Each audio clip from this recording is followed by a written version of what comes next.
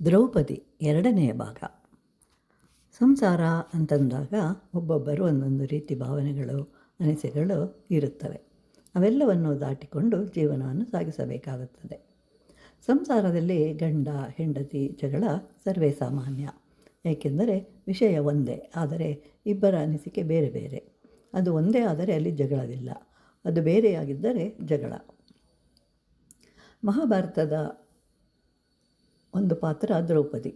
ಕೋಪ ಬಂದಾಗ ಎರಡನೆಯವರು ಯಾವ ರೀತಿ ವರ್ತಿಸಬೇಕು ಅಂತ ತಿಳಿಸಿದ್ದಾಳೆ. ಎಲ್ಲದಕ್ಕೂ ಕಾರಣ ಮನಸ್ಸೇ ಆಗಿದೆ. ಆ ಮನಸ್ಸು ಕರಗುವಂತೆ ಮಾತನಾಡುವುದು.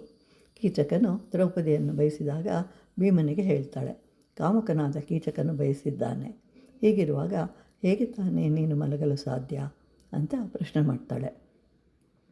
ಪಾಂಡವರು 5 ಜನ, ಅವರೆಲ್ಲರನ್ನು ಬಿಟ್ಟು ನಿನ್ನನ್ನೇ ಏಕೆ ಆರಿಸಿದೆ ಅಂತಂದರೆ ಕಾರಣ ನೀನು ಬೇಗನೆ ಸ್ಪಂದಿಸುವೆ ಅಂತ.